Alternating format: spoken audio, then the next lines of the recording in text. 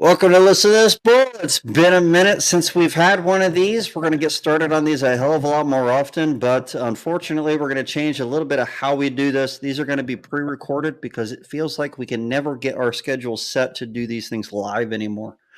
But that's okay. You still get the information. And if you guys have any questions about any of these things, you could always ask us on the videos in the commentary, and we can always respond to you. We just won't be able to do it live anymore. So that's fine.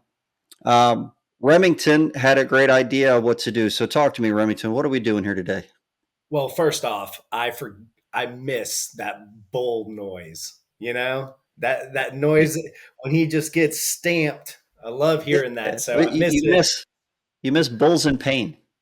Yeah, yeah, I do exactly. If you boil it down, that's what I'm trying to say. That's what So, you're trying to say. Okay. and also, Matt and I are so busy. Like you said, it's tough to coordinate schedules on a live broadcast. Hey, yeah, we'll do it every once in a while, but we'll have it set up where it's scheduled and put out some great information. So this is what today's episode is tailored towards. Since Helene has come through, I have gotten so many calls, so many emails, inquiries about Georgia law, how the adjustment of claims, how it works in Georgia. There's a lot of people asking a ton of questions. And I talked to Matt about it, who obviously his roots are in Georgia. And we think this would be a very informational podcast just to hit some of these big talking points as you are working the state of Georgia. So I think that's very important. People don't realize when they cross state borders that there is a completely different process, completely different laws, case law. All these things are very, very different, especially when you're talking about the state of Georgia, which I have publicly said is probably one of the worst states to work insurance claims in across the U.S. And I will still fight anybody on that. It's a tough state. Doesn't mean it's not workable. It's definitely workable, but it's a different process. So let's talk about those differences then. Especially, most of these people are coming from Florida. Is that where people are coming from? there's a lot of folks coming from Florida. Honestly, it's all over.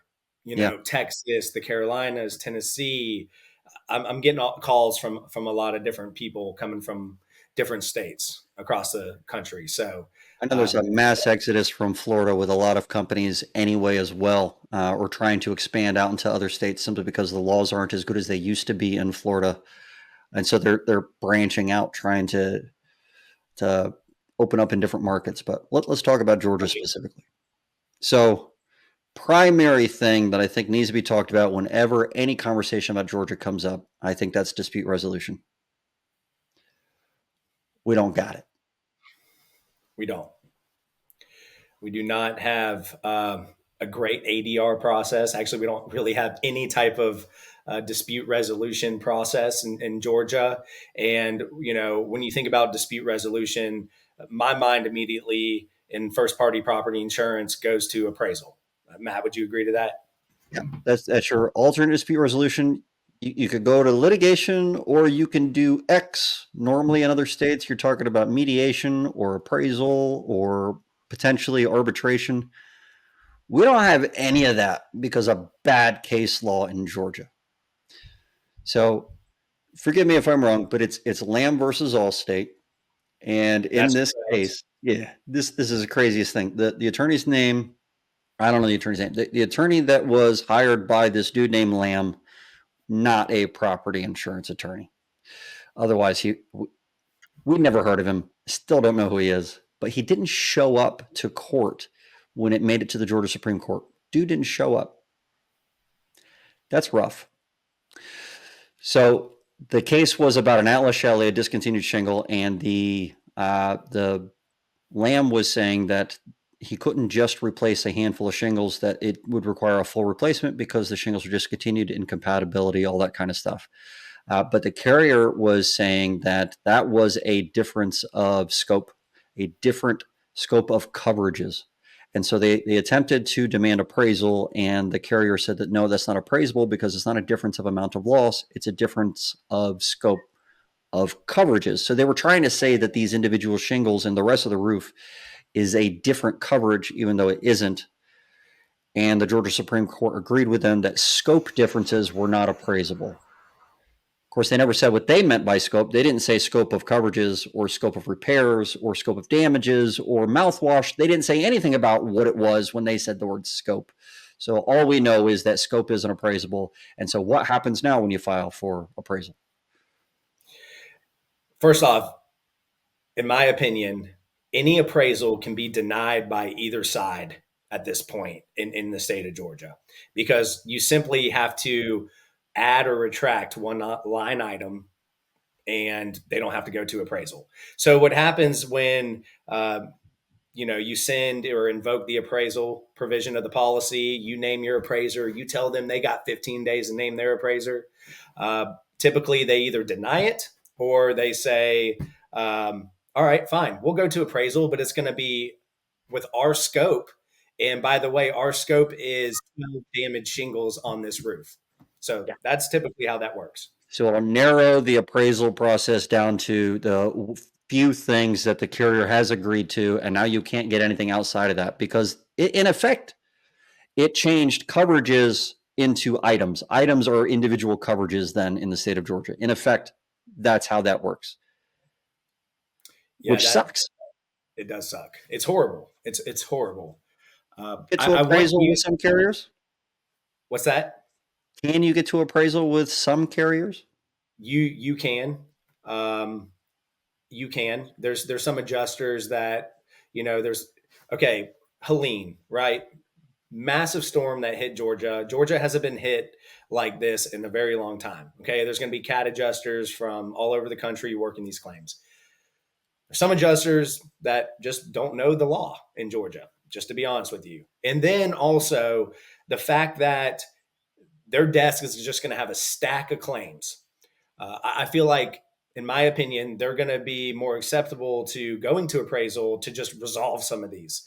So it's worth trying. And then also, got a little secret in my back pocket to get into appraisal. Matt and I worked on a memo to get into appraisal, even per their scope, but still got a very good outcome. But that's a whole nother story, another ball of wax, so to speak.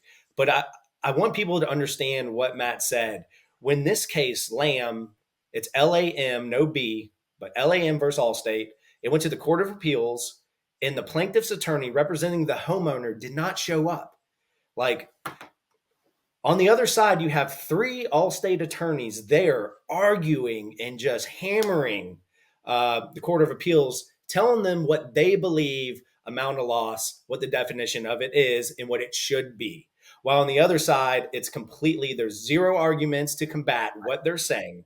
And this is the product of that. So I want to emphasize, the root of how this happened, but it's pretty crazy. It's pretty ugly. Honestly, there should have been a continuance or something along those lines just to have that down the road. But whatever the cause of that guy not showing up, it definitely caused a hell of a lot of heartache in Georgia. And it's been one of the major issues that we've had in that state for a long time because it takes a lot of leverage away from the policyholders. If the only thing that you can do is go to litigation instead of going to appraisal first, then no alternative dispute resolution means that it's very costly for you to go through that.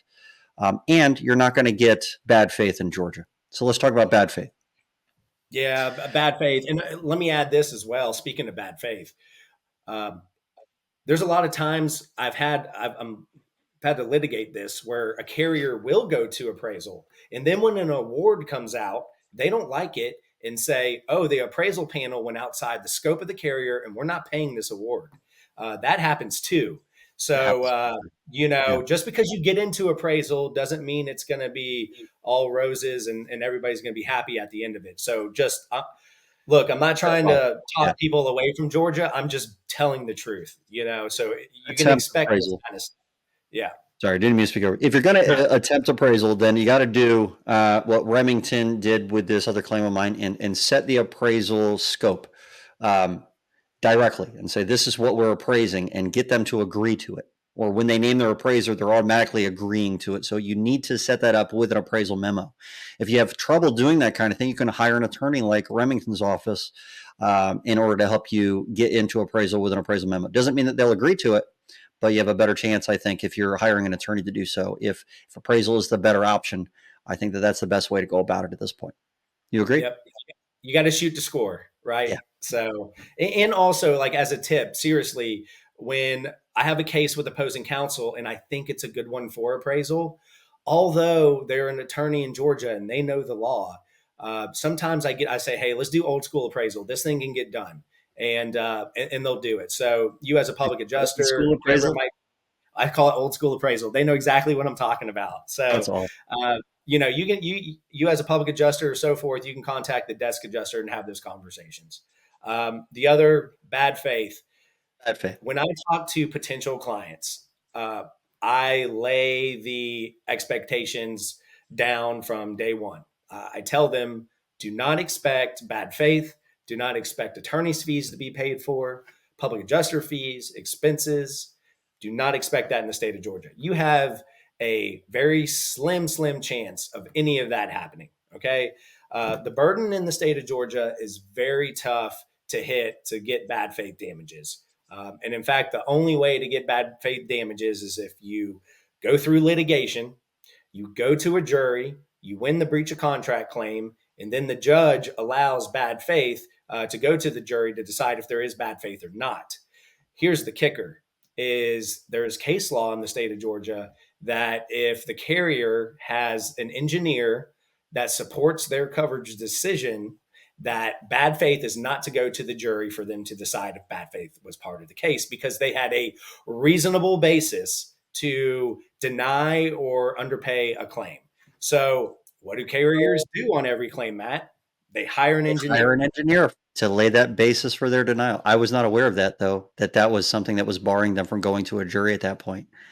We always suspected, obviously. I didn't know that was actually the case, though. That's crazy. Yep. Good Yep. job, carriers. Good job. So every case we get, an engineer is on the file from the defense or the carrier. So we obviously have to hire our engineer on each one. So Plaintiff is successful in proving that that engineer is just crap, and then the carrier still relies on that engineer's decision. Is it still barring the ability great for the question. jury? I don't know if it bars it from the jury because we've done it and they pay everything. Because So they don't want the bad faith verdict. they don't want that bad faith case law to come in and something to Mm, change what's on the books right now. So every time we do have one that's teed up that we are just licking our chops, the carrier pays. And we've had it where they've paid some attorney's fees, like to make it go away. I no don't kidding. blame that policyholder from saying, well, I can get a brand new everything right now and fees taken care of. And they accept it rather than, take something to the Court of Appeals and roll the dice. So Yeah. that's just, it happens. Yeah. No, that's great. And again, For, I can't fault my client for making that decision. I can't, no. you know. Now, to be frank with you guys, there are ways to deal with engineers from the carriers in advance before they go out there and do the nightmare situation they're going to do where they have engineered the denial. Before that happens, there's so many things you need to do. And you can find instruction on that on an 8-hour course on defeating unethical engineer tactics on the Building Experts Institute at buildingexperts.institute. It's one of the courses that's on there, and it will definitely help you avoid this whole scenario. And they're also one of our sponsors. Look at that. I have to say Tied it this. in naturally.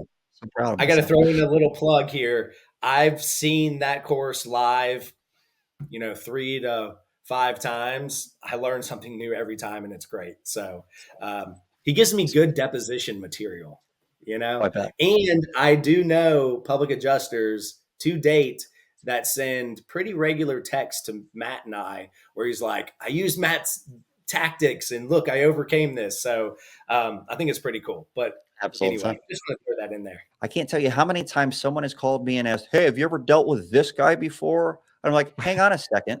I'll look up his name." It's like, "Yeah, I've dealt with him 17 times. He's got a," and I'd go through my own notes. I wasn't using Claim Titan at the time, but I built out a lot of these different systems, and this was one of the most useful things ever.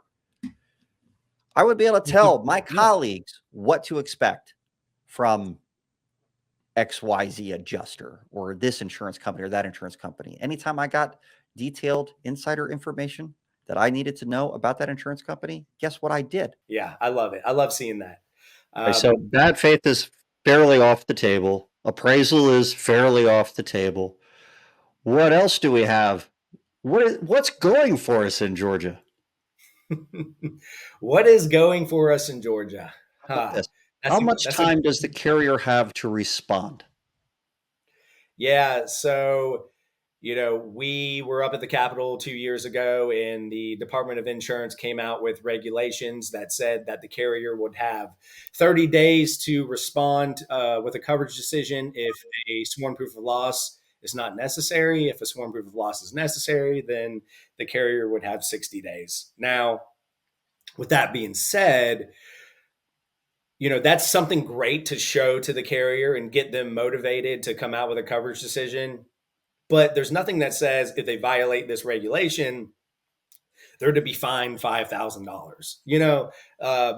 But we didn't have that 3 years ago. We have it now, so that's something that you definitely want to take a look at. And if you want to know more details about it, I drafted an article. It's on the Huggins Law Firm website. You can take a look at that and use that as some ammunition as you adjust a claim. Uh, I want to say this about Georgia as well, because a lot of people don't, if you're coming from Florida or you're coming from North Carolina or South Carolina, there's some statutory suit limitations periods. In Georgia, it's whatever the policy says. And 95% of the time, it's either 1 year or 2 years for you, for any policyholder to file suit against the carrier.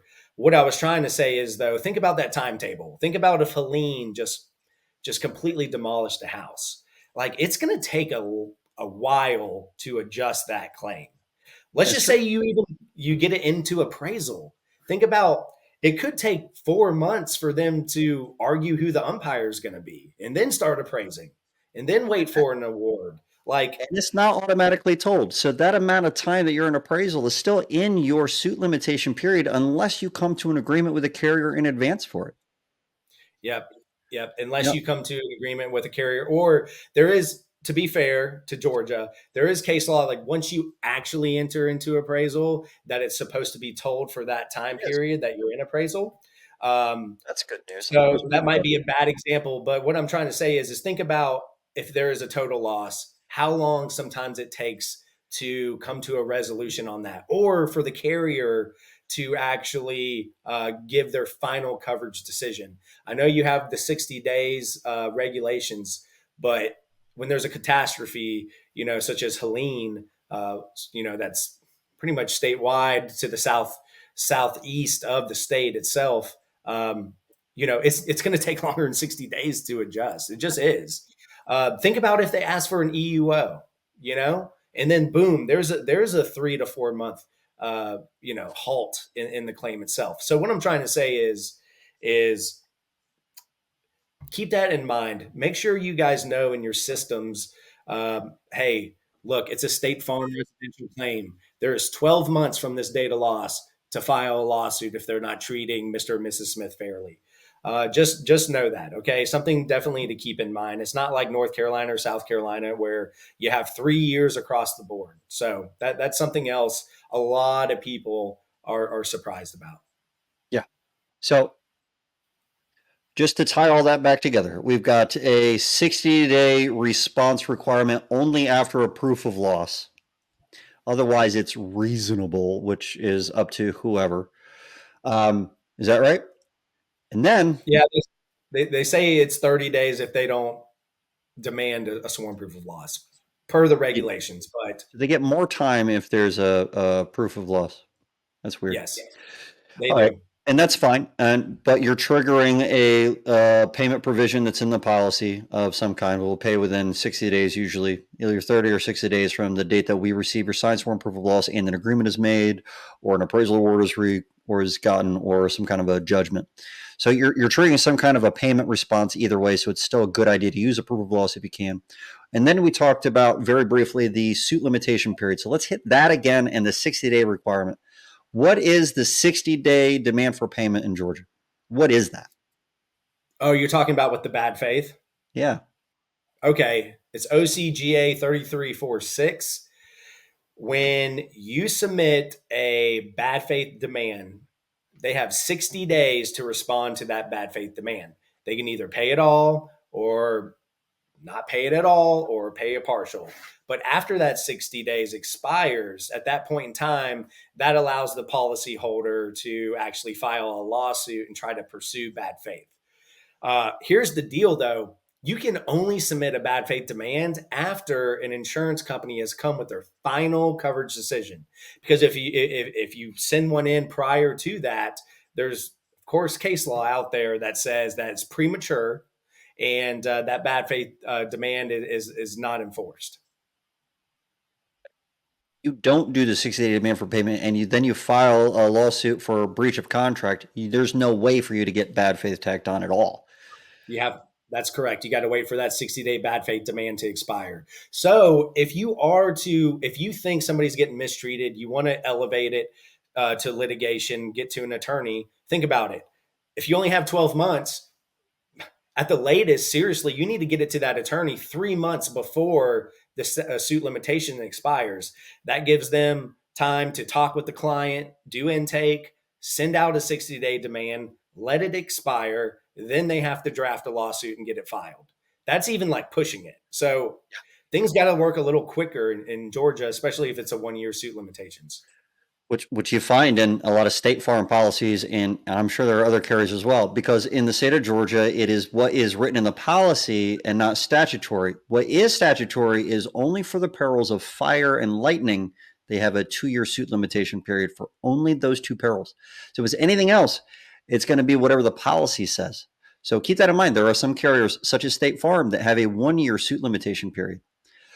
So really, you have 9 months if you're going to give 3 months for that 60-day demand for payment and a month for the attorney to work things out.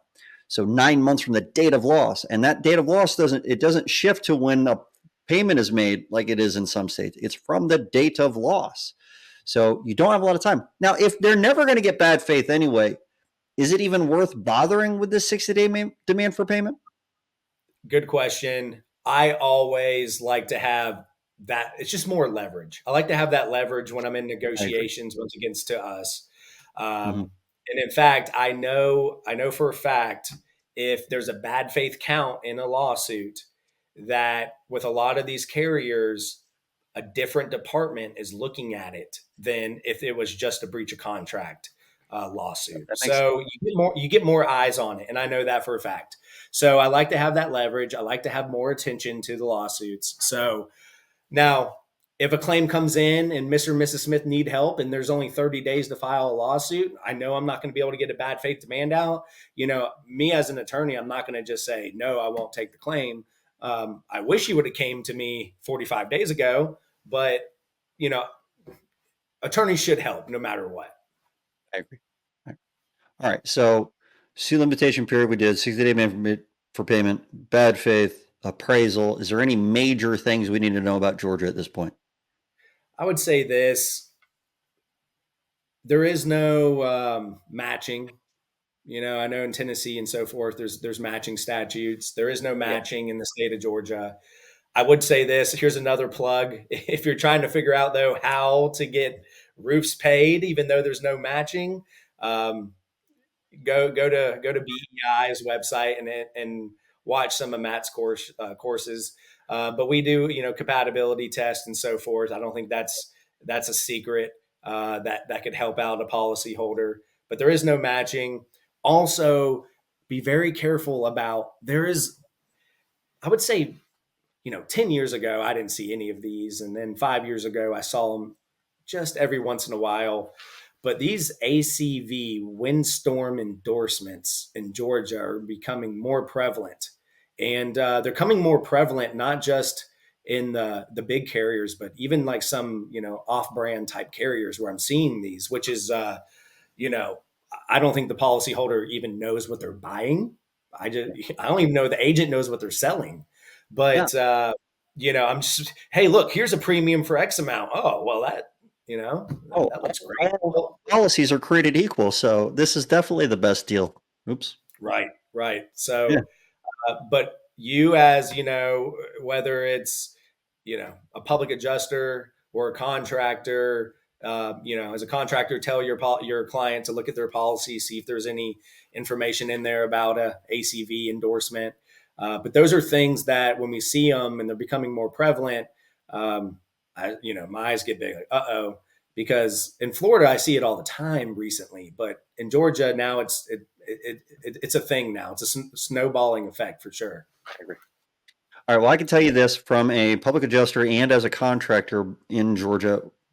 If you are going to work in Georgia, you need to anticipate that there's going to be a lot more documentation required in order for you to win claims. Do not half-ass your job. You need to have a full investigative report. Everything that you found needs to be in writing. There's ways that you can do this. I feel like I'm plugging BEI like crazy, but at the Building Experts Institute, we just dropped today a course on documentation for asphalt shingle roofs, but it gives you a good idea of what kind of information you need to have in your initial inspection report. All the things that need to be in there. And there's some templates in there for asphalt shingle roofs and hail and wind. So I would take that class and take a look at what kind of things need to be in that expert report, because you are setting yourself up for the rest of the claim. You need to claim everything because the carrier is only going to investigate what's claimed. There's no rules in the state of Georgia that force them to do anything more than that. And don't file frivolous claims. This isn't Texas. There are consequences to filing act of God occurrences. So don't just file claims throwing jello against the wall and see what sticks. Stop doing that. If you're doing it, stop it. Not in that state. Get over that. So full documentation, lots of evidence. There's a lot of courses that we do that teach you what kind of things that you need, but you need all that evidence. You need it as quickly as possible. I prefer to have it up front unless it's a small amount of damage that leads to a lot of work, and it would seem unreasonable for you to quote all of that work for a small amount. If you believe that an adjuster looking at it would have a heart attack because it makes no sense to them, then you need to really truly explain it to them step by step and not just load them up with this giant bill. But if it's a normal standard claim that has obvious damages and everything, present it all of it up front with a proof of loss if you're a PA, without that proof of loss form if you're a contractor. Just get all that information there so that the policyholder has claimed that and the carrier has to investigate it. And if you do that and you pay attention to the suit limitation period and back 30 or 3 months off of that suit limitation period deadline, and keep a hold of that deadline in your mind, then you'll be fine. Do not count on being able to go to appraisal. It's pretty much out. You can try, but don't count on it. That's But I mean, like I can't agree with you more. I can't agree with you more. I was going to say before you said about the documentation that we don't take any claims unless we have proof of damage. So there's been people from other states, I would even say it from Florida, that come up and they hire some, local consultant to just go to these homeowners' houses, walk around on the ground and take pictures of the roof on the ground. And these aren't roofs that are of just shingles that are debonded. And Nail pops. I can tell you in Georgia, that is not enough It's not to going to get a happen. roof paid. It's not happening. Yeah. So Yeah. that might work in another state, but I'm just giving you examples to piggyback Yeah. off of what Matt said. You got to I think get up that's on the roof. You got to show the creased shingles. You got to show a repairability. It's just these things that you have to do. And I mean, Matt, in your courses, you hit on it hard and you do a great job of doing it. But I'm just giving you an example. It's like, that's not going to work at all. I think that's a perfect example. I've heard of prominent public adjusters in the state of Florida say to me that they don't care if there's damage or not. They're going to win anyway on technicalities because of the way the laws were in Florida. And that's just not the case in Georgia. There's no laws like that that's going to allow you to win a technicality. If you don't have legitimate damage that is legitimately covered by the policy, you are legitimately going to lose.